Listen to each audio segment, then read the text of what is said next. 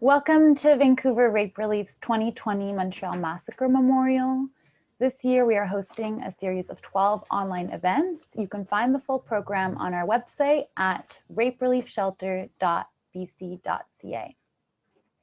We are live on Facebook and on Zoom for today's event titled Race, Class, and Male Violence Against Women, Part 1. My name is Sophia, and I am a frontline worker and a collective member of Vancouver Rape Relief and Women's Shelter, and I'm going to be hosting today's panel. As feminists, we are acutely aware of and struggle against the sexist oppression women face and how that oppression intersects with women's experience of race and class, in addition to women's experiences of men's violence. In Canada today, women are still more vulnerable to being poor than men, are paid less for the same qualifications and same hours worked, as well as are overrepresented in low-paying work. During the pandemic, jobs typically held by working-class women, retail, hospitality, restaurants, were hit particularly hard. With no school, no childcare, and no option to work from home, mothers have been forced to leave their jobs. Among men and women with a high school education or less, the employment gap between fathers and mothers with school-age children widened more than 10 times. The American Black Lives Matter movement has captured international attention with its ongoing protests against Black people's racist experiences of police brutality and mass incarceration. These demands have been echoed by Canadian activists outraged by the shooting of Indigenous woman Chantal Moore, footage showing RCMP police officers in Alberta forcing a First Nations chief to the ground and punching him in the head, as well as the racist verbal abuse of Joyce Eshwakan. Women of color's lives are shaped by the racism and the sexism they face.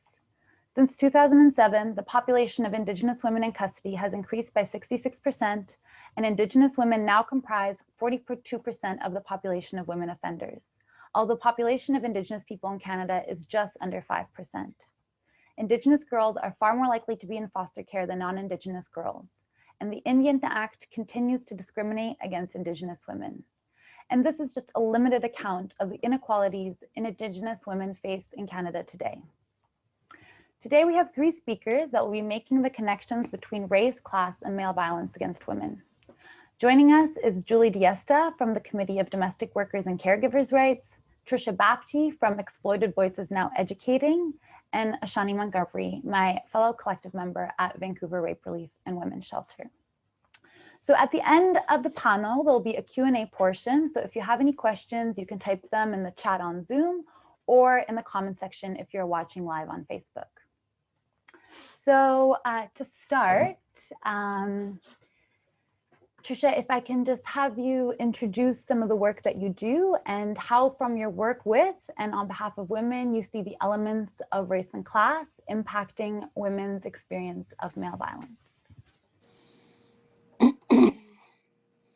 So I don't quite know where to untangle this, right?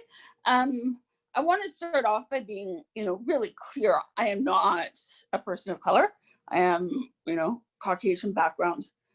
And that's from the place that I'll speak because of being Caucasian.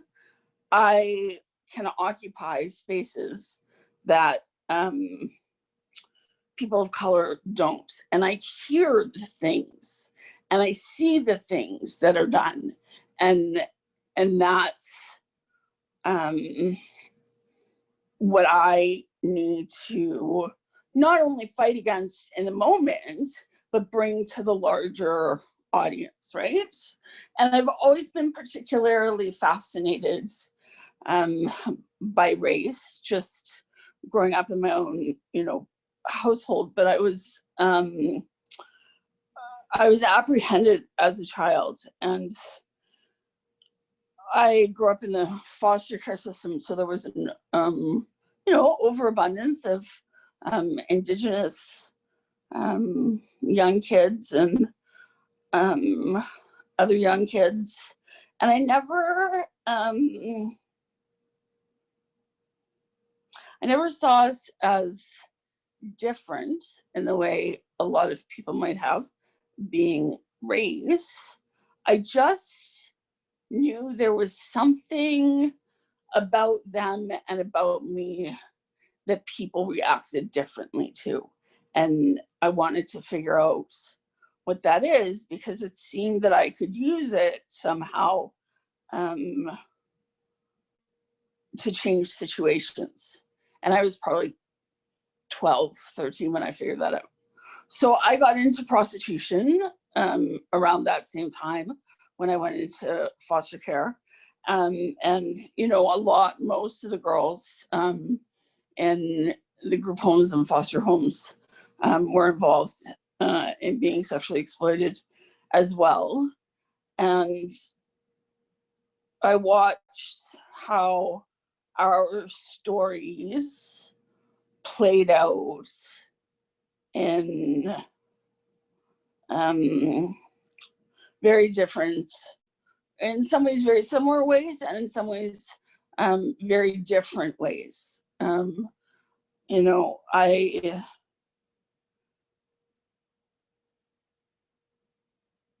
trying to formulate my thoughts, and I'm sorry for being a little bit slow, but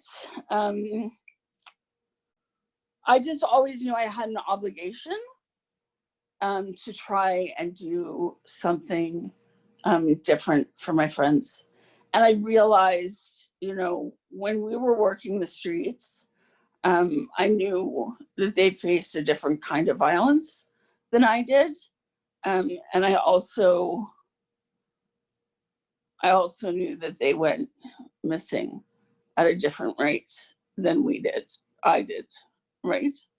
And that's always been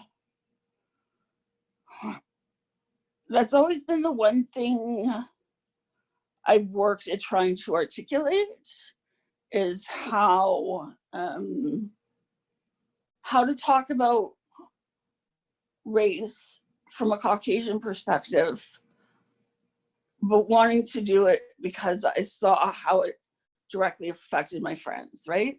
And how it affected their children and their lives. It very much affected it.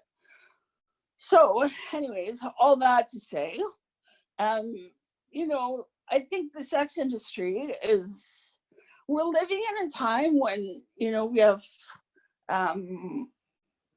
Black Lives Matter, Breonna Taylor, we have, you know, the Indigenous people who suffered, you know, horrendous activities by the police here in Canada.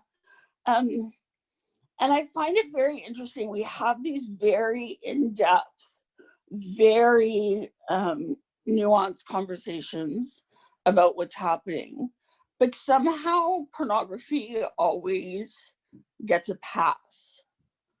That pornography is everything and by we, I mean, hopefully common society, are trying to fight against, right? Racism, sexism, classism, ageism, everything is front and center in pornography. And for some reason, we just give it a pass because it might be somebody's, you know, fetish, or, you know, that's kind of between them. And if they want to do that, that's okay. And I really would like to talk about that tonight, about how because sex is involved, somehow it's no longer racism, it's no longer ageism, it's no longer classism. And I find that a very baffling phenomenon. Okay, I babbled, I'm done.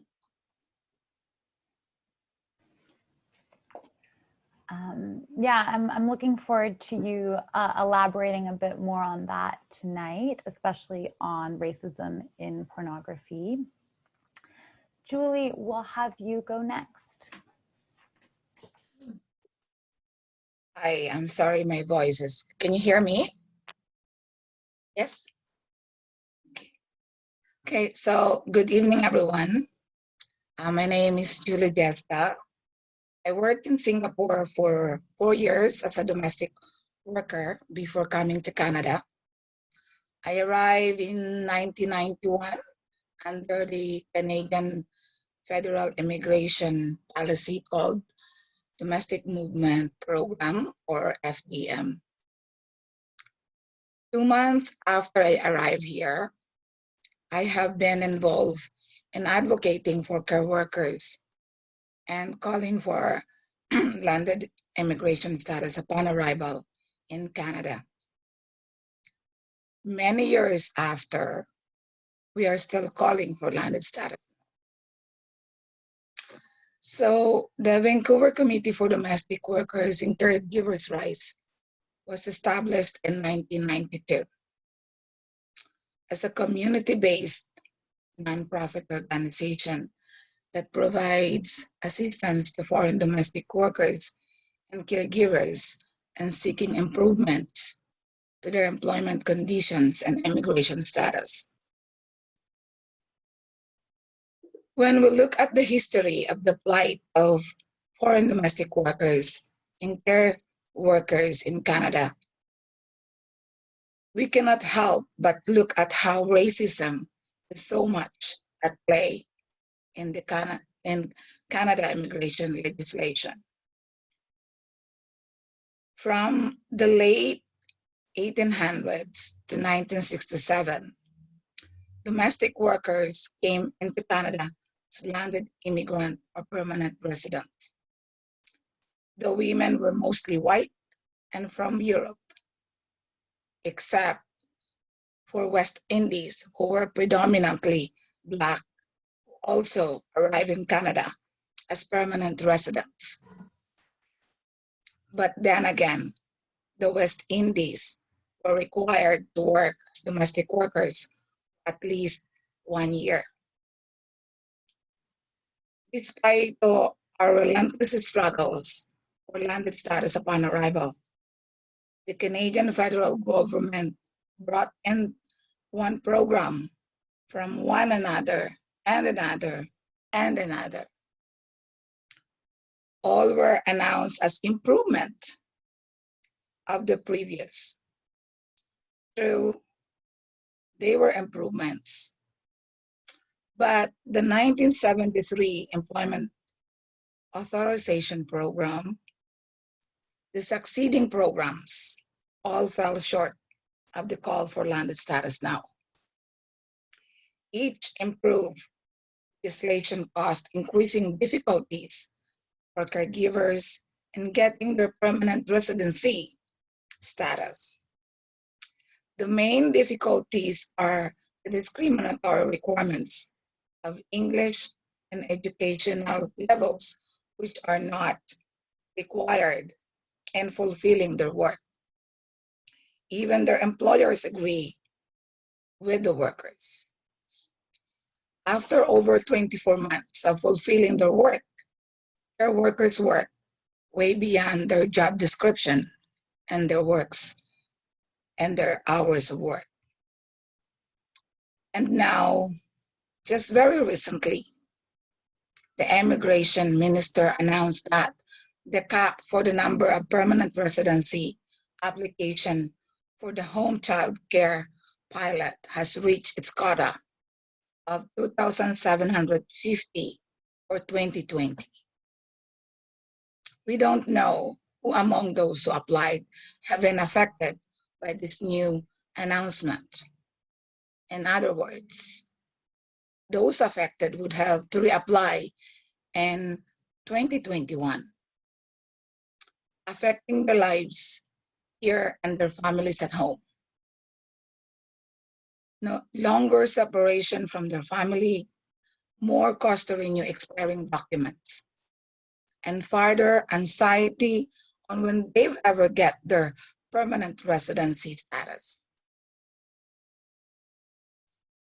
Being temporary workers, we are vulnerable with all sorts of abuse, more exacerbated by COVID-19. Most are asked to live in or else lose their job during the pandemic. long hours of work without overtime pay, no day off, no break time, and doing things that are not in our job description. The government, most of them men, are not valuing caregiving's work. In this pandemic, care workers' lives are more challenging than ever. The employer has more control over the caregivers' movement. We heard from care workers that they cannot go out and get their personal needs, such as going out for their haircut, buying their food, sending money to their families, and even going to the doctor if they are sick. Temporary, foreign, women of color workers working at their employers' homes. Care workers are vulnerable to sexual abuse. And in an extreme case, as experienced by a worker, after being sexually abused and sexually assaulted, the worker was asked by the employer's lawyer to sign papers to settle the case, destroyed her proofs of what happened, asked her to sign documents that nothing happened, and was told that if she takes the incident to court, the case would affect her application for permanent residency. We did not know how many women are faced with similar abuse situation because most of the workers are afraid to come forward because they are temporary workers and they work at their employers' homes. The power of the employer's words against the words is so real to these empowered workers. Temporary foreign care workers must strengthen their resolve to fight for their rights, must realize, first and foremost, the work that they do is of value and essential to the Canadian economy, and therefore, temporary foreign care workers are essential workers, with or without pandemic. Their words are as important as their employer's words. When the Liberal formed the federal government, based on the overwhelming complaints from the communities and their allies, they changed the Conservatives' 5-year pilot program and to another 5-year pilot program under the International Mobility Program, Home Child Care Provider Pilot, or Home Support Worker Pilot. Workers are assessed and would have passed the eligibility requirements before coming to Canada. The same language and education requirements as the previous, and must have a job offer to work in one of these occupations. They would still have to come in as temporary, but with work permit that is occupation restricted and not specific to one employer. The employer doesn't need a labor market impact assessment, and the worker just needs to show proof that she or he has completed 2 years of work in the occupation stated in her work permit. But the workers still to come to Canada as temporary migrant workers. Why? What about the care workers who have worked hard for the last year or more, but are still temporary migrants under the old programs? Why? Migrants are essential to the Canadian economy. This is why the immigration minister just announced an expansion of allowing more migrants to come in to Canada. So we call on the Canadian government to grant full and permanent immigration status for all migrants who are already here in Canada, regardless of their current immigration status, and we call for permanent immigration status for all migrants upon arrival in Canada. Thank you. Yeah, absolutely. Caregiving is essential work, and the pandemic didn't have to prove that. And it's a shame that the Canadian government is still not giving permanent residency to temporary foreign workers and living caregivers upon arrival. Next, we'll have Ashani give us a bit of an introduction to the work that we do here at Rape Relief and our analysis. Hello, everyone. My name is Ashani Montgomery, and I've volunteered at Rape Relief for 3 years. And as a volunteer, my role is sort of to answer our crisis line, which is 24/7, and also to see to the requests and needs of the women that live in our transition house. And if I can say a bit about my race and class background, I'm a Black woman who lived and grew up in Jamaica. I moved to Canada in my late teens. Jamaica is a majority Black Christian country that unfortunately boasts one of the highest femicide rates in the Caribbean. And I immigrated in my late teens to sort of pursue my schooling. And similar to many Jamaican immigrants, I had the mindset that education was going to be my ticket for like upward mobility. And I saw Canada as a sort of land with that sort of freedom and opportunity. And while certainly Canada has afforded me a lot of opportunities and does have a lot of safety nets and legislation to protect women that my home doesn't yet have, by answering our lines over the past 3 years and meeting with countless women running our support groups, I continue to be face to face with the realities of women's lives and how far we still have to go. So being a woman in this world means that you're always at risk for violence, and your race and class privilege will not protect you from that. But being Black or brown or being poor makes us more susceptible to men's violence and leaves us with no sort of effective tools for recourse to hold men accountable for that violence. And so what do I mean by that? Vancouver Rape Relief and Women's Shelter, we respond each month to around 100 women who've been battered, raped, incested, harassed, or are currently in or have exited prostitution. And when we look at our response to battered women last year, about 72% of the women who lived in our house and in our transition house were Indigenous or women of color. And this reflects national statistics where Indigenous women are more than 3 times as likely to be a victim of male violence in Canada than non-Indigenous women. And while they represent only 4% of women in Canada, they make up 22% of homicides perpetrated against women. And the economic situation of the women who live in our house is just as dire. 78% are living in poverty, so on welfare or in low income jobs. And why is that? There is a lethal combination of racism, the legacy of colonialism, capitalism, male violence. All of this kind of works together to create a stranglehold on women where staying with your abuser seems a lot more manageable than trying to survive on your own in Vancouver. And across the board, we know that women are economically worse off than men, but this is even more so if you're Indigenous or a woman of color.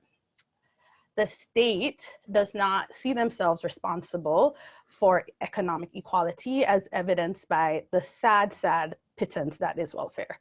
Women are expected to survive on $400 a month, and they have restrictions around the additional income they can earn. And if battered women have children, when they're often bearing the brunt of emotional, financial, and the physical labor of raising those children. And so having children makes them eligible for an extra $200 a month, but keep in mind that childcare in BC is expected or estimated to cost around $1,300 a month.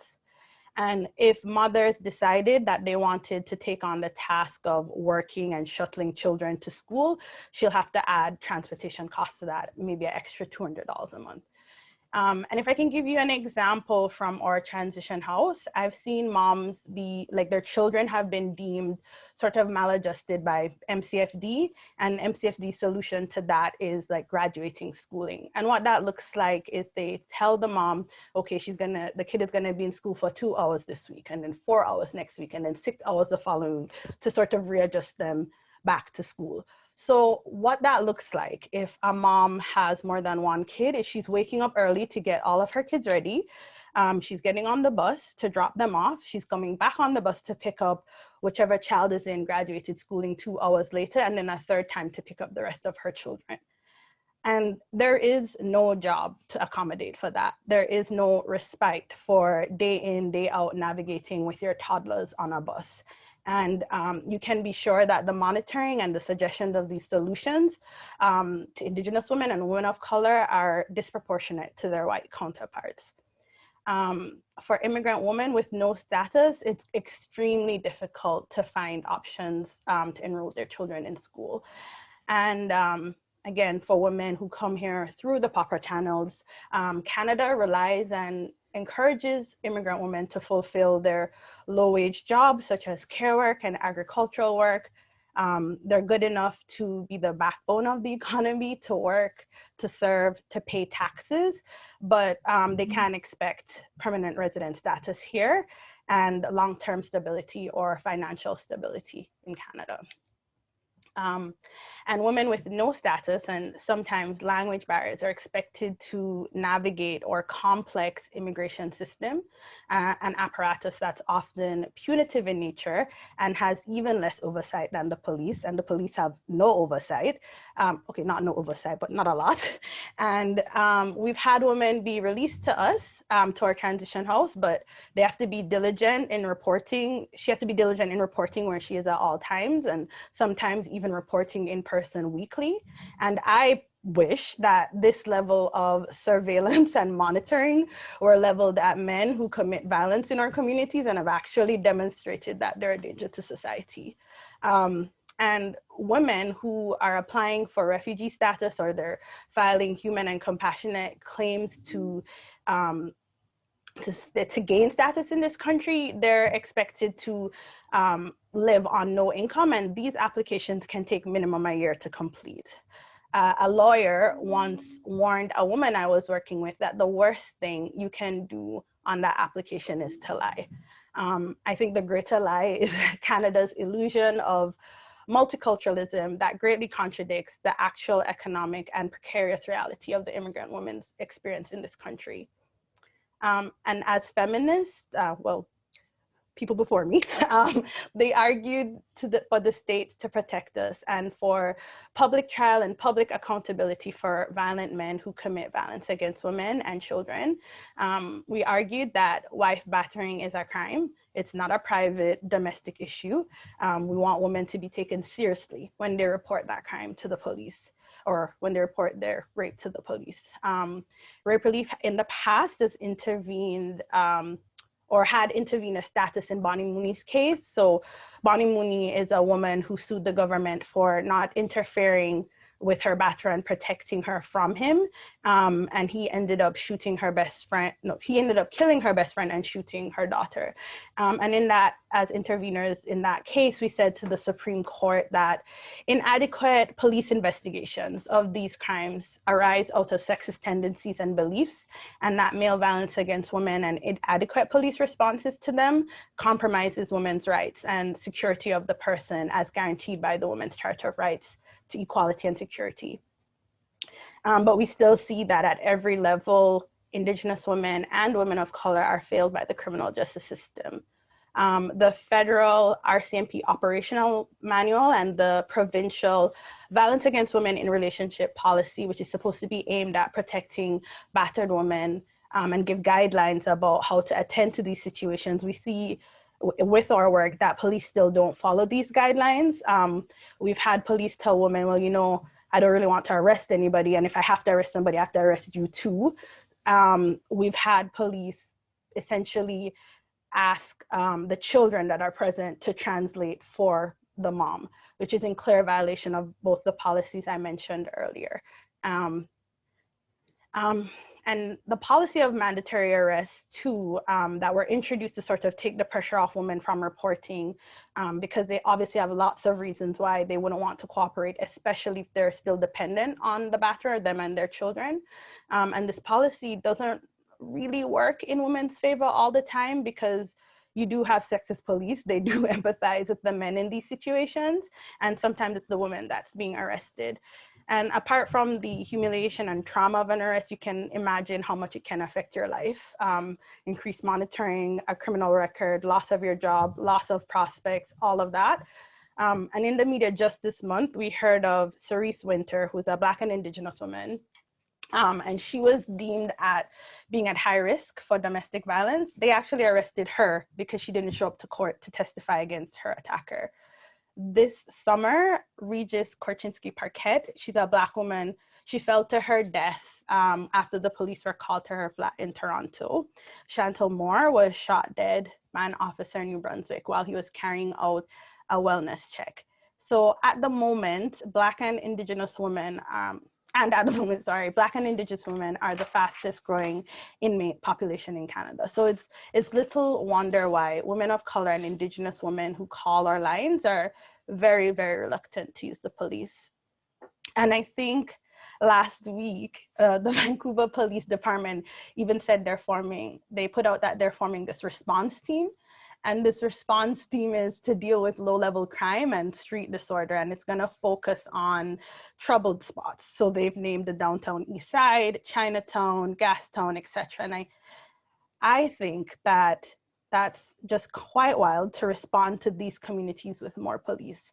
These are communities that have years of racist, capitalist, and colonialist policies that help create and then ignore the historical reality of residential schools, policies that resulted in entire generations being placed in foster care, communities that are affected the most by welfare cuts and racist immigration and deportation policies, communities where it's hard to access physical and mental health, and helps to create the poverty and addiction that they now want to criminalize and send a task force in to deal with.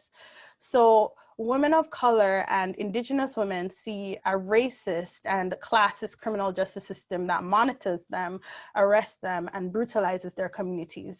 We shouldn't have to choose between whether the violence enacted on us is done by the state or the men in our communities.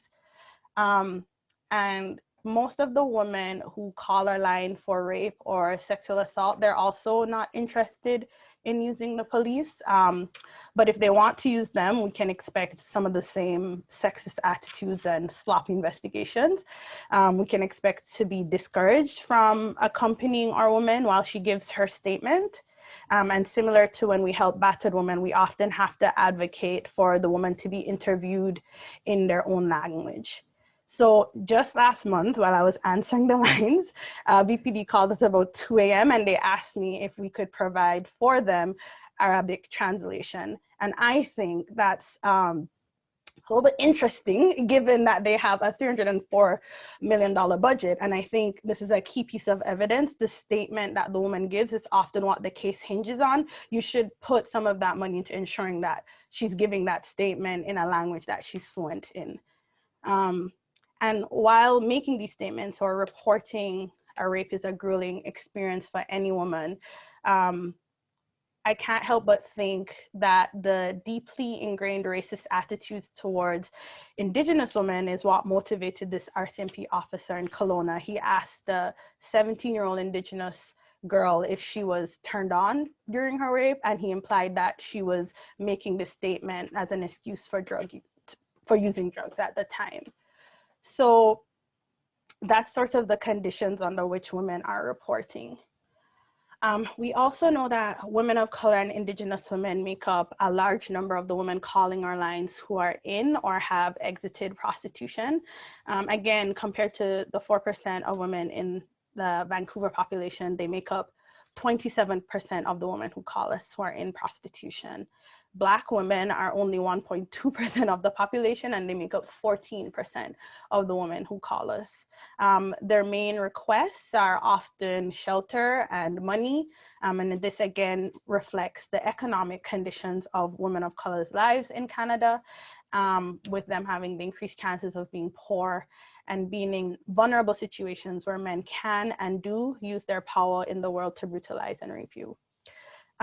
These men are confident they won't be punished or held accountable by the state or their community. We know also from our lines that a lot of women want to exit prostitution, but our state currently does not provide adequate detox and recovery supports, guaranteed livable income, adequate housing, or any comprehensive support around exiting prostitution. Women of color and Indigenous women who are more likely to be in street prostitution and therefore at increased rates of assault and violence.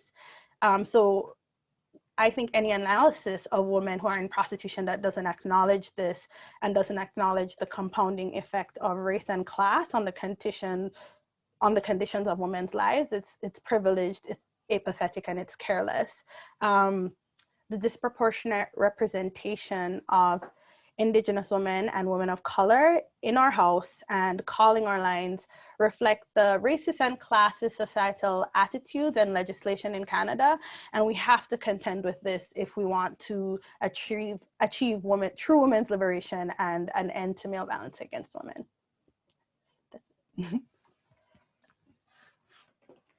Great. So I wanted to, before we move on to more questions, ask Trisha if she wanted to elaborate more on racism that women in prostitution face, women in pornography face, the particular kind of ways that they are targeted or the experiences they have, if you have anything more you'd like to say about that. Oh yeah, I got a whole lot to say. So,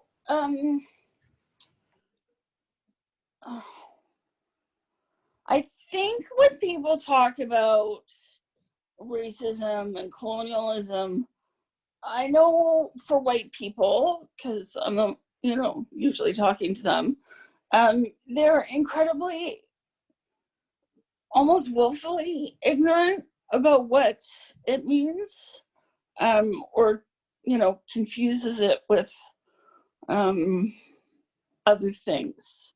And I think it's really important to lay out exactly what we mean, right? I'm just going to use my own story for a sec. So I was working downtown East Side, same as all my friends. We had kids. Most of my friends were Indigenous. I was, the white girl, and two or three of my friends lived in the Aboriginal housing just off Hastings and Commercial there. And I lived outside of Vancouver because I knew that if I lived in Vancouver and I was put together with my children, and by that I mean if I was arrested, if people understood my partying behavior and put me together with my children, I would lose my children, right? So my children, lived in just outside of Vancouver. And I always found it very interesting that none of my friends could escape the downtown East Side. The housing was there, medical was there, like MCFD was there, and we would try, and I'd be like, why don't we try and going and getting an apartment somewhere else? So they don't, because they harass you within those units, they harass you within those living spaces, right? And it was impossible to rent a place for them, and I just became more and more aware of structurally how racism and classism and everything played out. And then I also noticed it it didn't take me that long to notice it within prostitution as well, right? It's naive to think that you don't always have this kind of upper echelon 1% of prostituted women who are there for different reasons. But the majority of women in prostitution, the women I worked with in the downtown east side, we're all Indigenous, and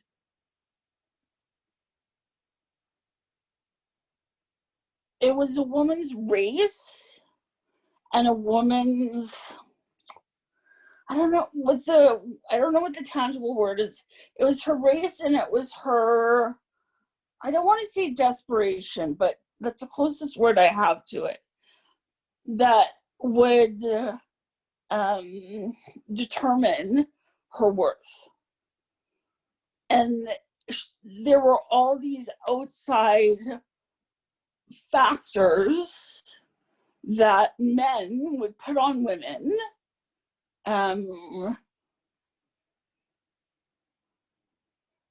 to determine our worth, right? Girls with big breasts, got more. But it also came down to race. Indigenous women were stereotypically closer to the bottom, and Asian women, usually in brothels or whatever, held a different place. And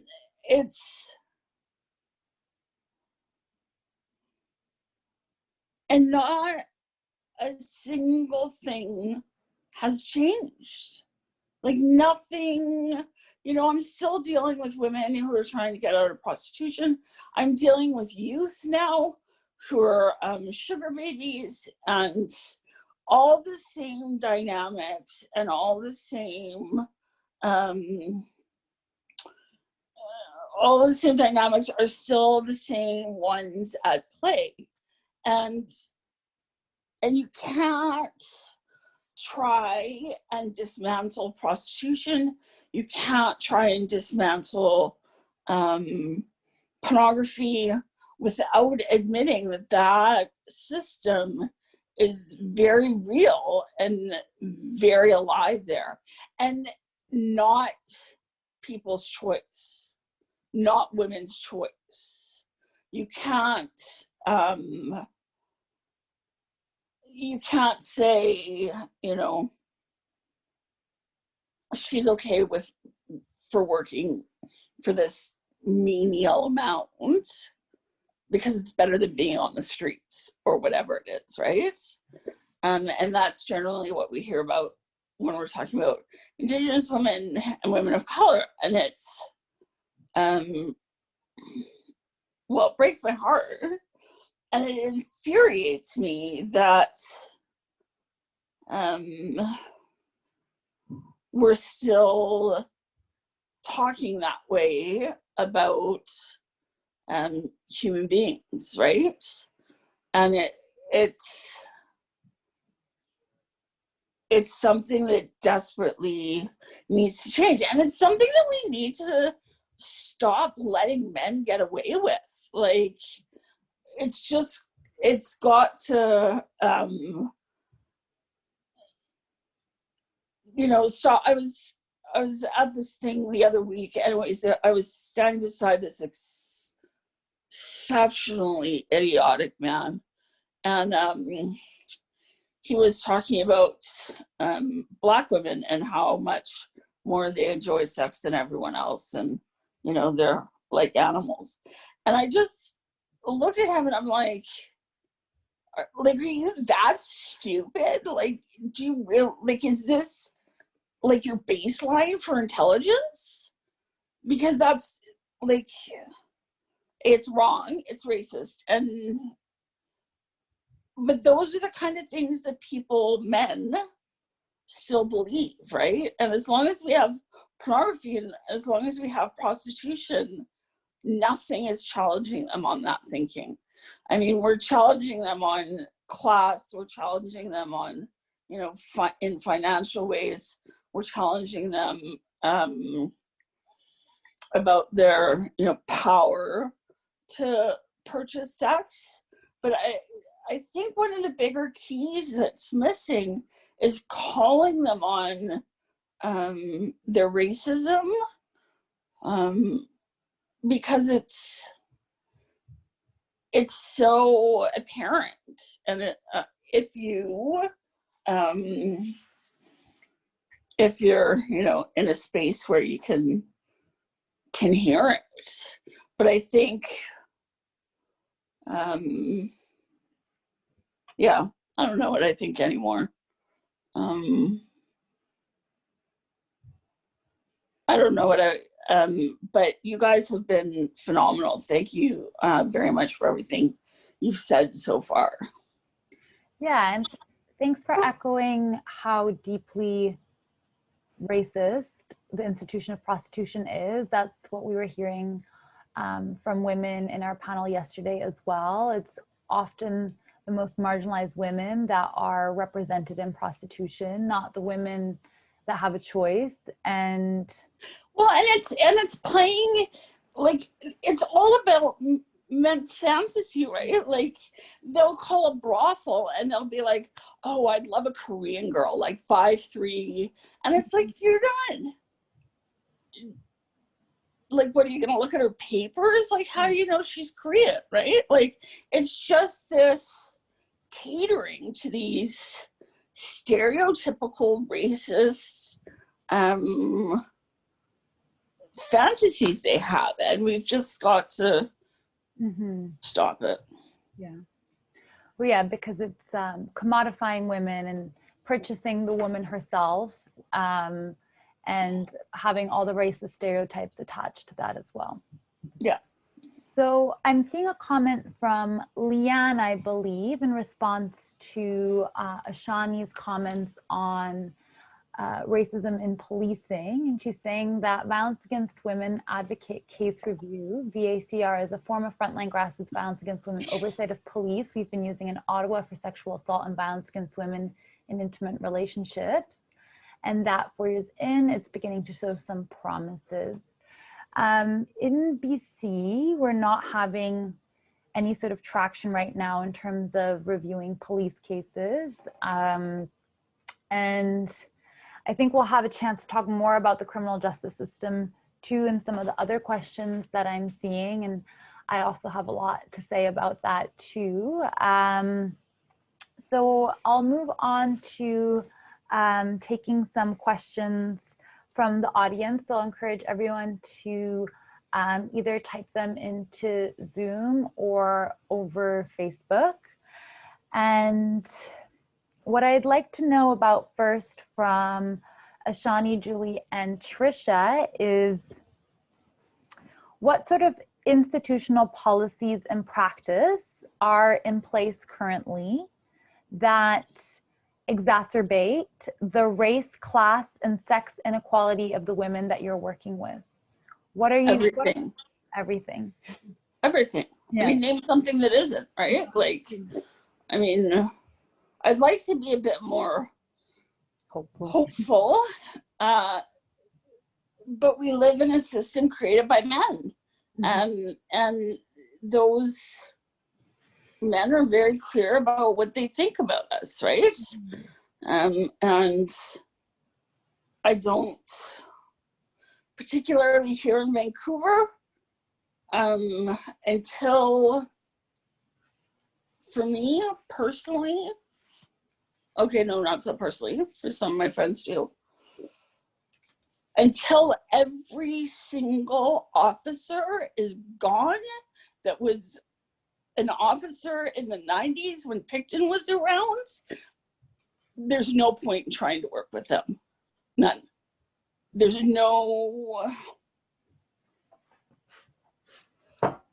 nothing will change, particularly here in Vancouver, until we just blow the whole damn thing up and start again. I mean, I've never come across a woman who's been like, yes, I went to the VPD. That was fantastic. It went very well. I mean, have you? I haven't, but you know, there's more people out there than I know. Mm-hmm. Yeah, I think that, like Kayla was saying yesterday too, the VPD absolutely failed women in the 90s, women prostitution, and continues to fail women by not arresting Johns and having specific guidelines on doing that, because they won't touch what's happening between two consenting adults, and being very proud of that as something that is actually advancing women. So their commitment to actually having wanting to play any part in ending violence against women is very much questioned as long as that's happening. Right? Because I've been a consenting adult since I was 14 years old. Mm-hmm. So. Julie and Ashani, what sort of practices are you seeing that are in particular exacerbating the race, class, and sex inequalities of the women that you're working with?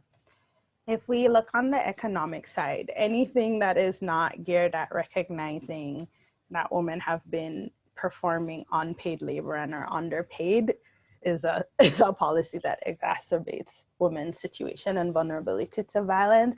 So anything, so the welfare rate being garbage and being garbage for a really long time, no guaranteed livable income, no free transportation, anything that would make a woman dependent on a man, and there is no policy that acknowledges the situation now and the situation that has been in the past, is a policy that continues to subjugate women. In terms of race, just like the over-criminalization and over-policing of neighborhoods with predominantly women of color and Indigenous women, and sort of prioritizing like poverty crimes as opposed to holding men accountable is always going to be something that places women of color and Indigenous women in danger. Mm-hmm. So really everything I touched upon, from more immigration policies to like the criminal justice system to economic equality, all work against women if we also don't name that women have been the victims of male violence and why that is, and the societal factors why that is. Mm-hmm. Yeah, I think you've already touched on it a lot in the conversation or your speak earlier, but the way I see it is, yeah, as long as MCFD is placing Indigenous girls in foster care where they're so vulnerable to being sexually assaulted, and there's absolutely no childcare that women can afford, which means women can't actually economically provide for themselves in any sort of way. I mean, there's no childcare spots and it's incredibly expensive, which means that women are not able to work, not able to be independent from men, not able to actually imagine leaving men or being able to support their families on their own. And I think that's something I hear a lot on the crisis line too, like how can I survive without him? And statistically, and this is also very much reinforced by our frontline work, is, you know, there's way more single mothers than there are single fathers, and single mothers are way more likely to be poor. And that makes you so much more vulnerable to violence. I mean, women are homeless in Vancouver at alarmingly high rates. Housing remains unaffordable.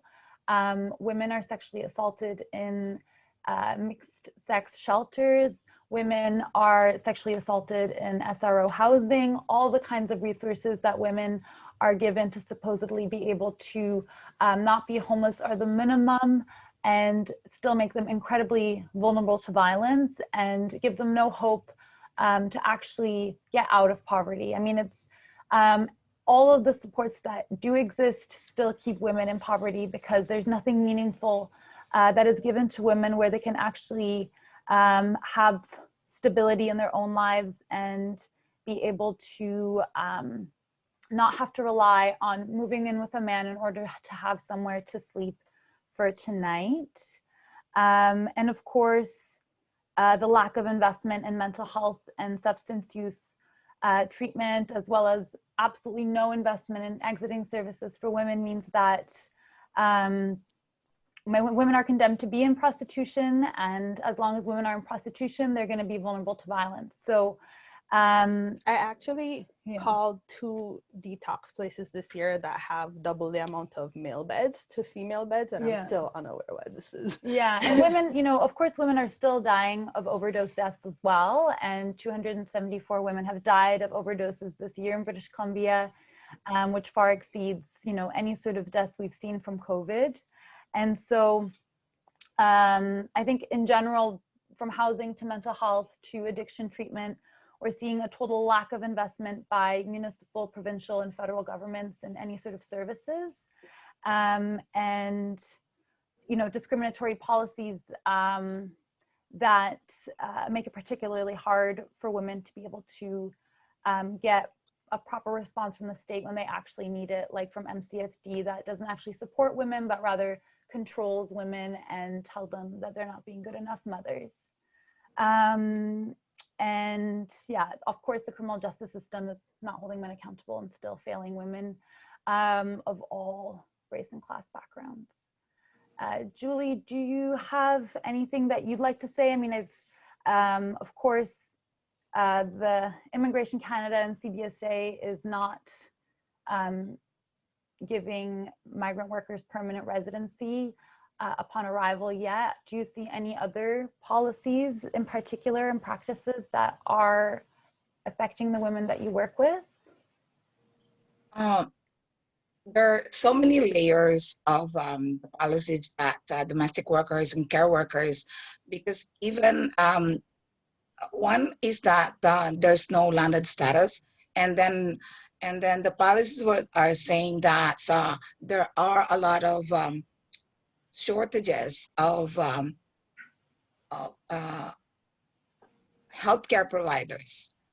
And again, these healthcare providers are temporary workers, and then their rate is so low compared to other workers, like male workers. Mm-hmm. And also, I can also add to it that because the women, the temporary workers, women, foreign workers, and they sacrifice for the families to live a long time from their families, and then they sponsor or join the families after so many years, and then these men will come, and everything is already been ready for them. Their wives are here and sacrificed for so long, and then when they came and rejoin, the risk of being abused, it's because of they don't know each other anymore. The relationship is not there anymore. So again, because of this temporariness, because until such time that the government or the society will not value the women's work, then the women are always vulnerable of so many abuses. Yeah, it's appalling that, yeah, the temporary workers are still forced to live with the families that they work for, and that they have to be separated from their own families for so long. So a question from the audience is, in what ways can the community engage to hold men accountable? I think it's a very large overarching question that I know we're constantly searching for answers to. So if you have some raw thoughts on that, I think that would be interesting to hear.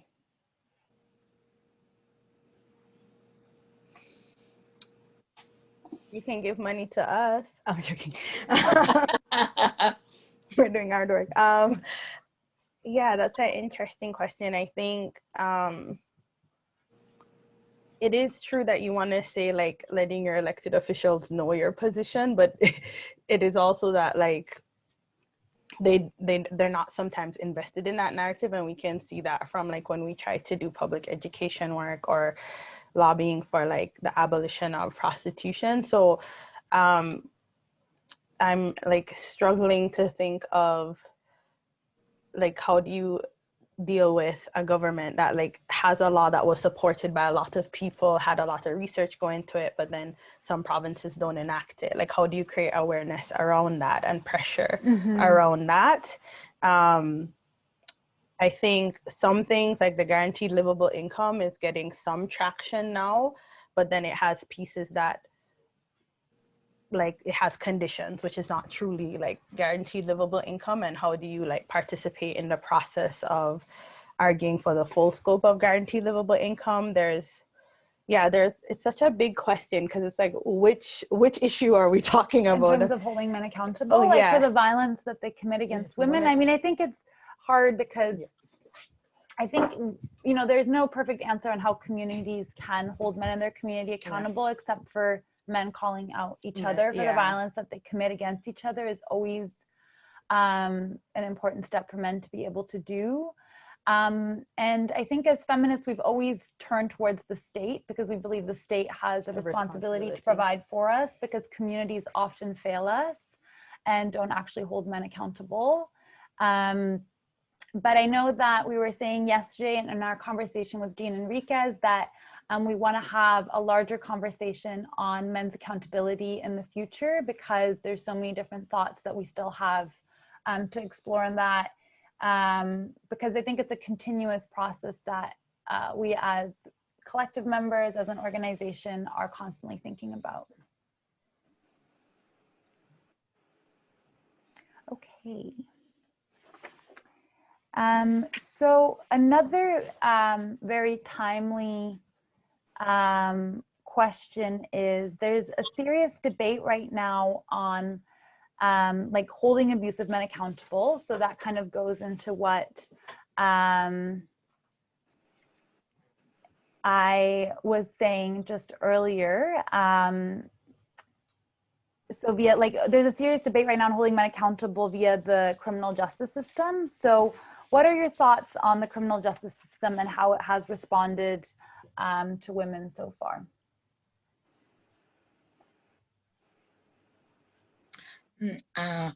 For domestic workers, like I mentioned earlier, so even the police, if they are going to report to the police, they have to have the proof.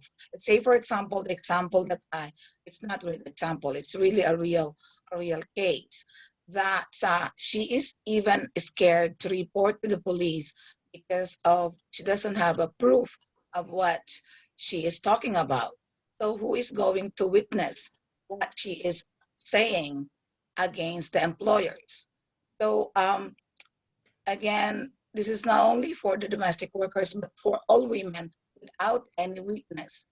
Then who is the police will be siding the victim or the accuser?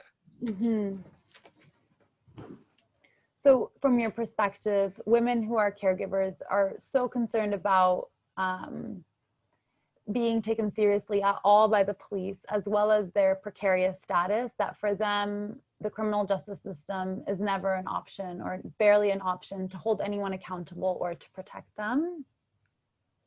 Definitely. Yeah. I mean, sorry to go back. I think if, like, I've given more thought to the community question. Okay, yeah, go ahead. Because I do think it's like sort of asking, because I know right now there's just a lot of defund the police talk and alternative methods of transformative justice and what have you. And I think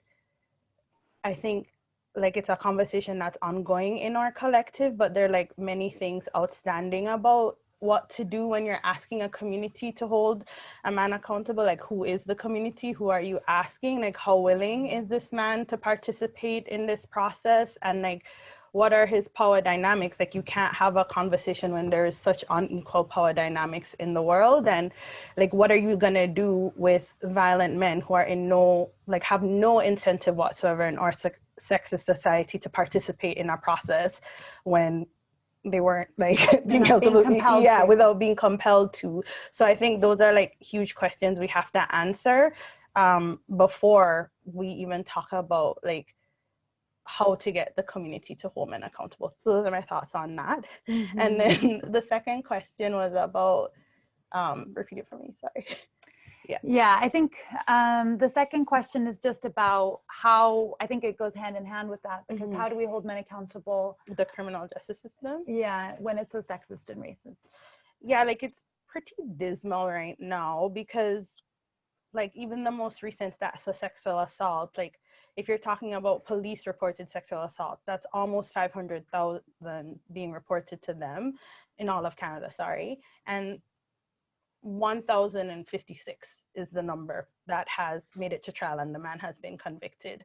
So that is your chances of holding him accountable through the criminal justice system. And like you and I have worked with many women and talked to many police departments, and since I moved to Vancouver, I've been hearing about the sexual assault training that is coming and not enacted, and lots of different reasons why the person interviewing the woman isn't as aware of how to conduct a proper sexual assault investigation. So the situation as it is right now is the criminal justice system is not working for women, and it's such a grueling process where you're asked to be like a witness in your own. And like sort of once it even makes it to the level of the crown, you don't have any say over it anymore, really. And we've been in situations where the woman is ready to go to trial after 2 years of this investigation, 2 years of following up with the police, all of this. They meet with the Crown on Monday, and then it's a peace bond by Thursday. Like the Crown decided it's just not worth it to go forward. And this woman has had to relive this experience and subject herself to clinical questioning. And then they sort of look at their package and they're like, it's not worth it.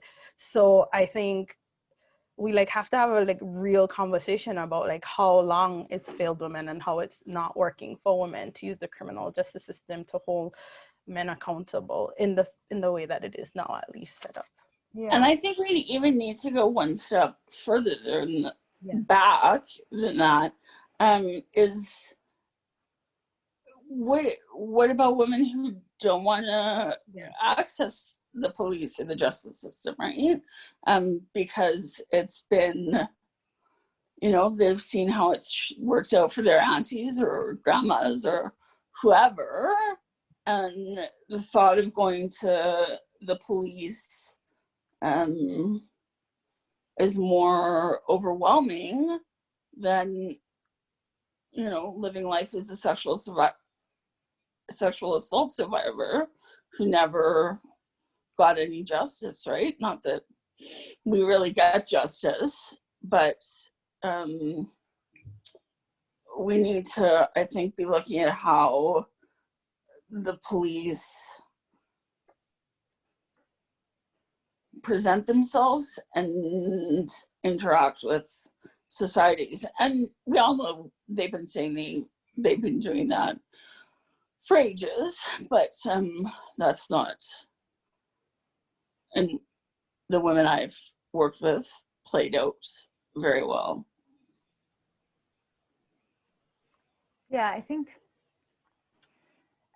it's just the difficult position that we've been in, where we're highly critical of the criminal justice system. We know how it fails women, but we're always, at this point, still very much committed to continue to press for thorough investigations, for transparency of Crown decisions, for transparency of judgments, and telling women we'll be with them every step of the way, because we know that it's not ultimately in our favor to let the state off the hook completely. But it is really difficult because of what Ashani's saying too. This fall, I know that we were going to support 5 different women to go to trials for sexual assault, and 4 out of those 5 trials have been canceled and charges have been dropped. So these are cases that where it would have gotten closest to there actually being public accountability for the man in court, where he has to face what she is testifying he did to her. And so all those cases were either just stayed or resolved in a peace bond, which is like a non-criminal restraining order. And that so goes away eventually. Yeah, and so I think and ultimately, like, there is very little accountability. I mean, you can say, of course, he had to sweat by having to pay for a criminal defense lawyer. Of course, he, you know, was arrested, he was charged, and he had to contend a bit with what happened. But the ultimate message is that if you stall long enough, if you pay enough money for a good attorney, the standard for evidence for Crown prosecutors, and then ultimately also for a conviction, is just so high that you can get away with it and that you can attack with impunity. Yeah. And so, and obviously that's not what we want men to be getting as the message as feminists. So, other questions from the audience?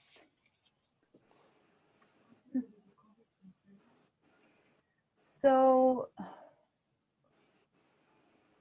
let's see.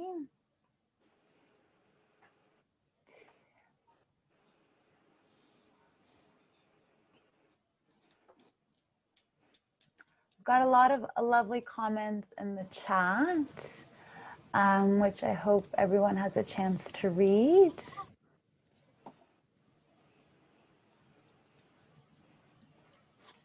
I know that there was a question earlier on Facebook about why we aren't arresting Johns, and I think to me, how that's all playing out is very, very obvious, but maybe Tricia, you can kind of reiterate the current situation we're finding ourselves with in terms of the laws that we have and the political decisions that the VPD is making. In Canada, we have PSEPA, Protection of Exploited Persons and Communities Act, and it criminalizes the purchase of buying sex, and it decriminalizes the selling of sex. So those buying, breaking the law; those selling, not breaking the law. And we've seen it really work really well in London, Ontario, and Manitoba, and then you get to Vancouver, and it is an absolute flop. The police have completely are completely negligible in how they're going about not enforcing PSEPA. They decided that they wouldn't enforce it. You know, prostitution is between consenting adults, and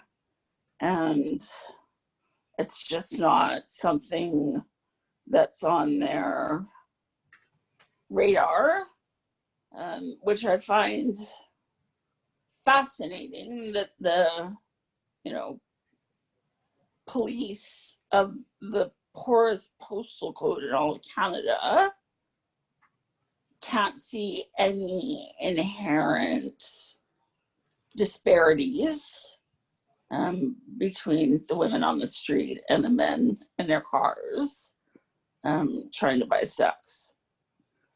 So Vancouver has decided very publicly that they'll pursue, you know, in cases of minors, and I think violence as well. But I think, you know, it falls under this, to me, my analysis, no analysis.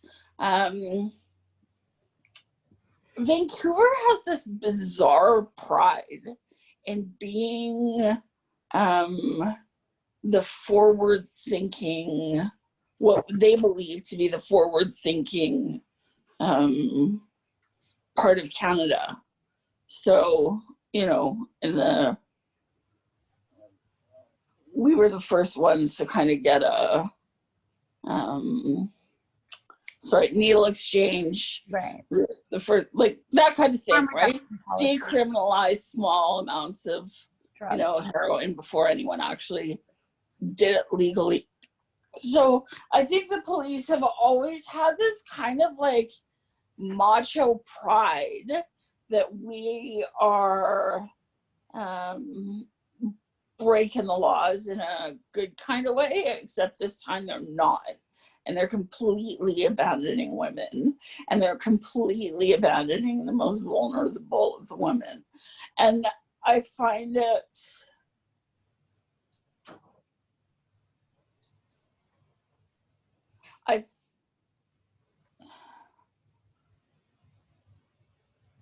I find you are completely lacking humanity. If you can look at a woman in the downtown east side whose pants are wet halfway up to their knees, barely has shoes on, may or may not have a coat on, may or may not have some sort of purse, may or may not have her wits about her, may or may not be an addict. And you can look at her, and you can look at her jump in a truck and say, that's her choice. Mm-hmm. At some point, we have to be responsible for one another. Mm-hmm. At some point, we have to say enough is enough. Mm-hmm. We cannot keep abandoning people in the name of harm reduction. Mm-hmm. We cannot abandon people because they're addicted, because they're poor, because they have mental health issues. Mm-hmm. We cannot abandon them because we are letting them make choices. Mm-hmm. That for me is unforgivable. Mm-hmm. We need to be standing up for them. We need to be providing for them. We need to be doing absolutely everything we are not doing right now. And the VPD is leading the charge at absolute abandonment of women and of, the most vulnerable of women. And they need to be held accountable for that. Mm-hmm. They really do. I couldn't agree with you more, Trisha. I want to thank you and Julie and Ashani for speaking today. There is going to be a second part to this conversation. So everyone in the audience, you can save your questions for then and tune in as well. It will be on Friday, December 4th at 6 p.m. So same time 1 week from now. Thanks so much for the listeners for tuning in. The event will be available on demand immediately on Facebook. And our next event is tomorrow at 2 p.m. It's titled Read, Think, Act, a conversation on the role of books in feminist activism. And it's at 2 p.m. So you can watch again live on Facebook or join on Zoom. For all the details and for the Zoom links to each event, visit our website, rapereliefshelter.bc.ca, and I will see all of you tomorrow.